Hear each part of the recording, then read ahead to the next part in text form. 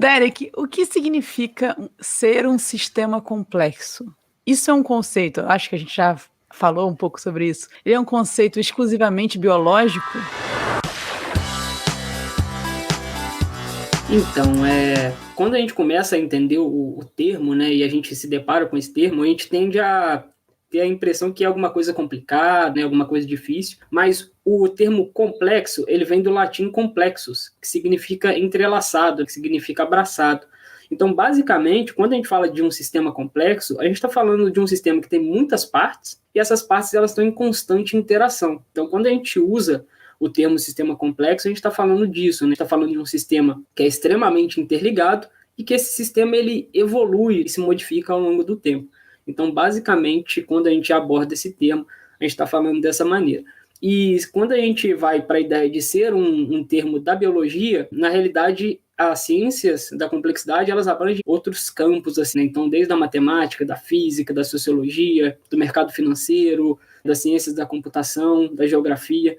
Então, abrange diversas outras áreas que não se restringe apenas às ciências biológicas, né, e nem muito menos à educação física. Na realidade, a gente chegou depois. Então, isso já era visto em outras áreas e depois a gente vem para a educação física para expandir muito mais assim o nosso campo de visão e ajudar muita gente na nossa prática.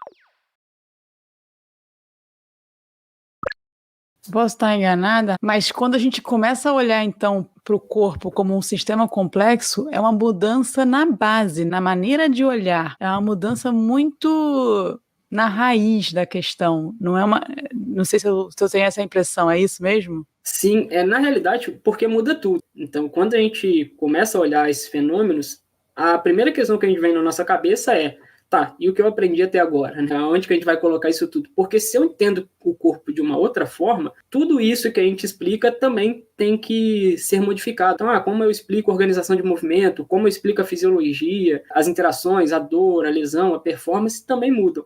Porque a gente mudou o preceito básico de entendimento do corpo e tudo que diz respeito a ele também acaba se modificando. Legal.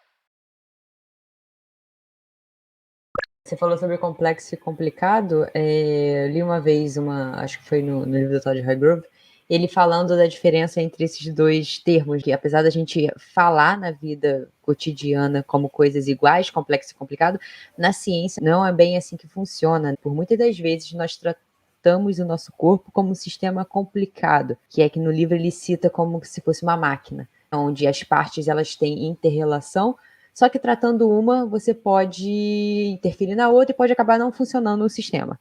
Tá? Eu troco uma peça, quebrou uma peça, o sistema não funciona, dá pane total. Já quando a gente puxa para o complexo, que ele cita que é o ser humano, as partes elas se conectam, mas necessariamente se você mexer em uma, todo o sistema ele para. Ele se auto-organiza. E você acabou falando disso e eu lembrei dessa diferença que ele dá. E é o que acontece na nossa prática. Por muitas das vezes, nossos exemplos, até a nossa fala, aquecendo a máquina. A gente sempre trata o ser humano como uma máquina. E pode ser bobeira ligar para esse termo, só que tem uma profundidade no termo do complexo. Se você começar a deixar essas pequenas partes passarem, talvez você não entenda o porquê que a gente fala, não, o corpo não é uma máquina. Porque gera uma certa profundidade, né, Derek? E com relação ao que você disse da prática, o que muda eu entender de sistemas complexos no caso de jogar para o meu treinamento? Então, muda tudo. Né? Igual a gente já falou um pouquinho aqui, se eu mudo toda a ideia de entendimento do corpo, tudo muda. Então, muda como eu olho o movimento, muda como eu enxergo o processo, né? Muda como eu avalio, como eu intervenho. E, em última instância, muda no produto observável, né? Que é o exercício. Então, o produto observável para todo mundo é o exercício. Só que, para que eu modifique, né, esse produto observável, eu tenho que modificar todo o entendimento que vem antes. Então, como a gente muda todas essas concepções, o produto observável que é o exercício ele acaba também sendo alterado, porque a gente considera coisas hoje que a gente não considerava antes, como, por exemplo, a inter-relação com o ambiente. Então, por muito tempo, isso inexistiu, assim, a gente nunca pensou em olhar para o ambiente, só que é indissociável, né? A gente tem uma relação mútua com o ambiente, tudo que a gente faz é interação com o ambiente, então a gente começou a olhar para isso também e olhando para isso, tudo se modifica. Vamos começar a entrar, então, assim, nos termos, para a gente começar a entender o que essa abordagem trouxe de termos para a gente prestar atenção. Mas antes, Eu queria fazer uma pergunta anterior ainda. Como você mesmo falou, é difícil saber a virada, que momento que a ciência do movimento, vamos dizer assim, se apropriou desses conhecimentos. Porque muitos desses conhecimentos vêm de outras linhas, como você mesmo falou, linhas sociais, de estudos sociais, muito do estudo da psicologia.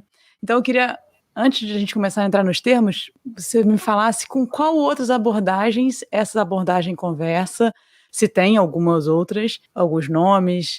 Você falou de ambiente, então já me remete a uma outra abordagem. Então, queria que você falasse um pouco sobre isso para a gente começar a entrar nos termos.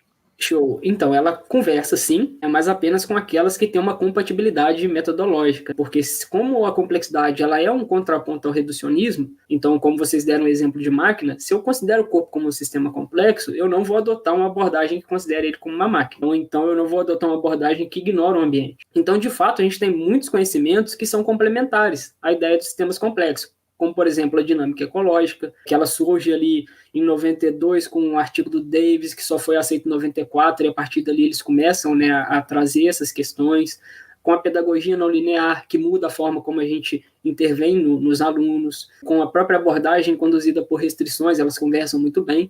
E anterior a isso, conversam muito bem também com a teoria ecológica, né, de James Gibson, não só ele, né, antes dele já tinha o Buskin trazendo ideias de design representativo, a própria teoria de sistemas dinâmicos conversa também muito bem com essa abordagem, então aquelas que têm uma compatibilidade minimamente aceitável, a gente utiliza também como arcabouço ali para a prática. Essa era uma dúvida minha, porque quando você vê muitas abordagens, quando você começa a estudar, você começa a pensar assim, será que elas, eu acredito em uma, não posso acreditar na outra? Mas agora você me deu uma ideia, bem, se elas partirem do mesmo princípio de entendimento do corpo, elas podem ser complementares. Exato, e assim, a gente tem abordagens que elas são bem específicas, como por exemplo, sistemas dinâmicos, ele não é uma teoria comportamental, então você não pode usar ela para explicar comportamento, então você precisa da teoria ecológica para vir e ajudar a gente a explicar comportamento, você precisa de outras para explicar aprendizagem, para explicar interação, então